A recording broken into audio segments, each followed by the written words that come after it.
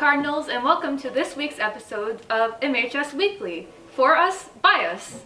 Make sure you stick till the end of the video, and make sure you vote for which podcast, not podcast, episode, not episode, video segment! Thank you, I love you, that's great! Vote which one you like best. It's a responsible thing to do. Anyways, let's get into this week's episode. Here's this group talking about the football field renovations. Today I'm here with Armando Orozco, a varsity soccer player and varsity football player. Armando, do you know about the new field? Yes, I do. What do you feel like they should add, or what do you think of some improvements they should add into the field?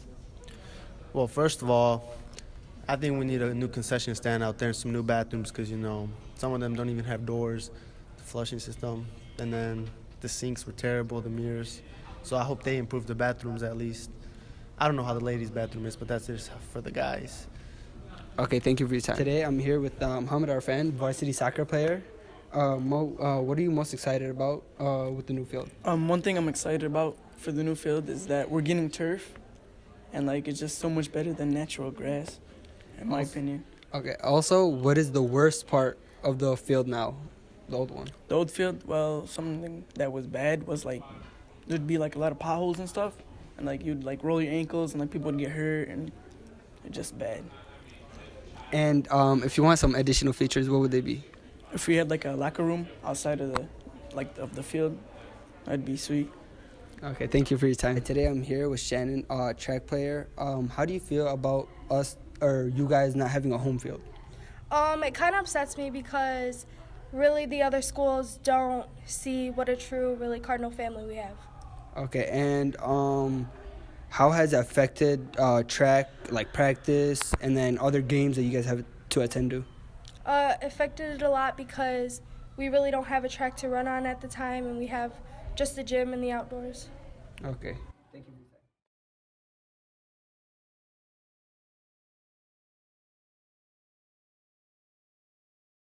This next group that we have is unbelievable with their presentation. Let's see what it's all about. It all started when there was a dramatic decrease in the honeybee population in 2006. Honeybees pollinate around 70% of the crops that feed people around the world. That's at least 12. And if you're a glutton like me, you should care too. What are some environmental effects that we could face without pollinating bees? If we don't have pollinating bees, we're looking at collapse of food crops that rely on the bees for pollination, such as our fruits and vegetable crops. Yeah. So we're going to look at a drop in food supply. We could also be looking at a gap or possible collapse in the economy with our fruit and vegetable pickers. What are some ways people can help keep bees safe? Stop using insecticides, broad spectrum insecticides, and start growing the plants that will encourage them to come. Certain flowers, wildflowers that can be grown around the home. Are you currently aware of the bee crisis? Yes, I am. Can you elaborate on that? Well, from my knowledge, the bee crisis is there's a bunch of bees dying, a bunch of bees getting killed off, and that's terrible because without bees, there's going to be no pollen whatsoever, and without pollen, there's going to be no plants, and without plants, the whole world is just going to end. Are you currently aware of the bees dying? No, not really. Well, a loss of crops, and they pollinate about 70% of 100 of the crops that feed people around the world. Oh man, that's terrible. Right. So things like coffee would be gone? I know. Do you think you would die without coffee? I know I would die without coffee. You heard it here first. The bees are dying, and so is your chance of having coffee tomorrow. Here's this group talking about the movie reviews.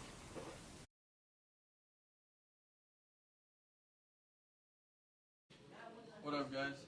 I'm Orlando, and I'm gonna give you some news about 3 movies.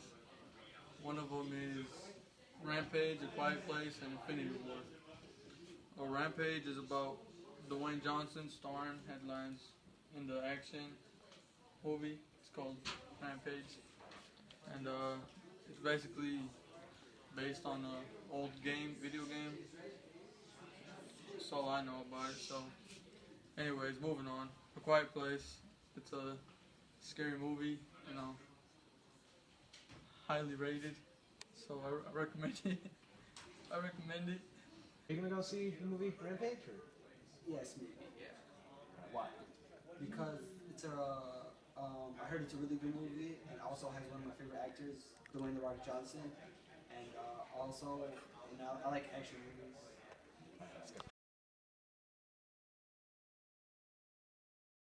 Second movie we're gonna be talking about is called A Quiet Place. It's a scary movie.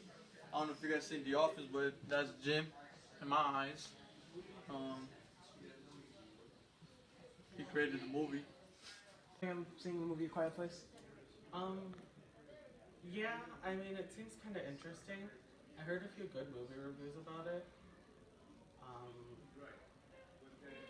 But I'm not in a rush to see it, but I mean, it seems interesting. Thank you.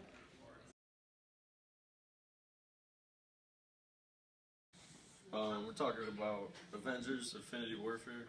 It has really good reviews. It comes out soon, and it's just basically all the Avengers going against the worst enemy and everything. And this next section that we have here is the eSports section.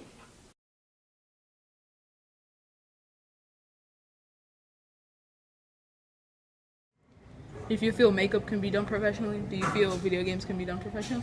Yeah, I think video games can be played professionally because like a lot of hours are put into it, and I know like from watching my brothers and watching people play, like you get really into it, and it does get competitive when you're fighting for like the #1 spot, and there's leagues and stuff like that, so like you can make money off of it, and if you can make money off of it and you can put hours into it, then why not do it professionally?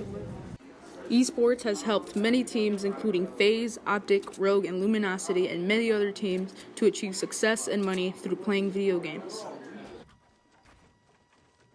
Would you consider chasing a career in competitive video games? I think if I were to put time and effort into it and get good like the pros, Ninja, maybe I would, but as of right now, no, because I don't play every day and I have better things to do like education and sports. Thank you. Are you working for competitive sports? Yeah, sports for company. I would because I'm a personal fan of FIFA and the Madden platforms. Do you find video games competitive? Yeah, I do. I think it's competitive because everybody tries to win and everybody's just trying to be the best at it. But not everybody can be the best, so there's always going to be a winner and a loser. That's why it's competitive. All right. Fortnite has taken over Fortnite, honestly, I think ever since Fortnite has released, the world has been completely different. Nobody's doing their work, nobody's going to their jobs, everybody's just on Fortnite 24/7. It's pretty relatable, man. That's it.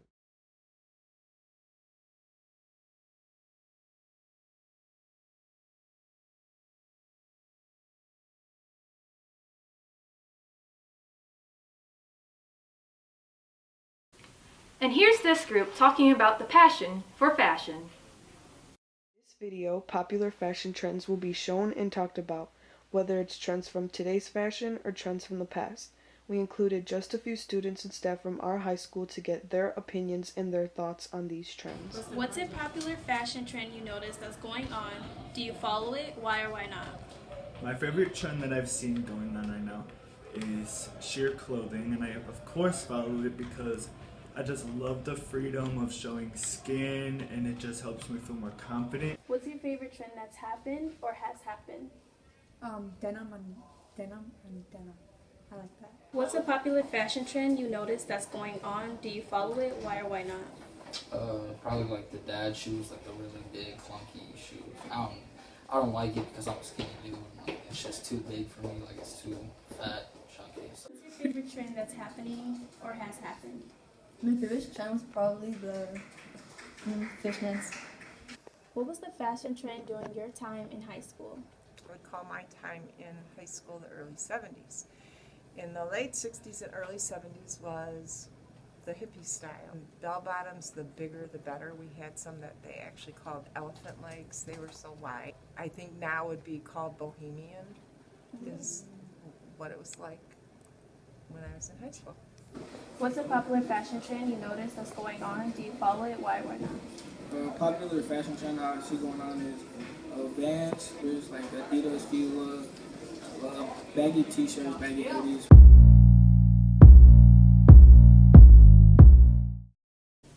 Our next group has this idea of virtuality and reality. Let's get to it. Hello guys, today we will be talking about virtual reality and what it is. Virtual reality is a computer-generated simulation within a seemingly real-world experience using special electronic equipment.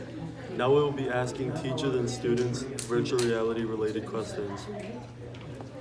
So today I'm here with Dr. Wells, and I'll be asking her, what do you think about virtual reality located classrooms? Oh, like virtual learning online? Yeah, pretty much. I think it's helpful, but I'd like it as a blended classroom because nothing can replace the one-on-one, face-to-face contact that teachers' spirits have with the other student. So virtual learning is fine, but it should be used as a blended classroom. Okay, thank you. So, do you think virtual reality could reduce the cost of spending on educational materials? Yeah, because, for example, if you're in biology class and you're using a microscope, you could use it instead of straining your eye looking through a little glass hole. So, yeah. All right, thank you. So, how do you think virtual reality could advance your education in school? I don't think virtual reality could advance your education in school. I think it'd just be a major distraction instead of helping you.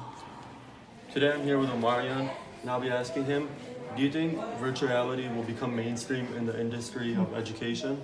Honestly, man, I don't really think so because it can cause eye strain. It's too expensive for like schools to pay for all of like the virtual reality and stuff. So no, I don't think so. All right, so how do you think virtual reality can advance us in school? Plain and simple, you know, if you're in a virtual reality simulator while you're in school, you could also be two places at once. You could be in school, but yet you're not in school. Therefore, you don't have to deal with school. That just about wraps things up for this week's episode. Make sure to leave any feedback that you have down below in the comments. Of course, I need to remind you yet again, vote! There's a little icon in the upper right-hand corner. Press it, and then pop down a little vote menu. Make sure you vote on your favorite segment. It's what the people want. Thanks for watching. See you next time.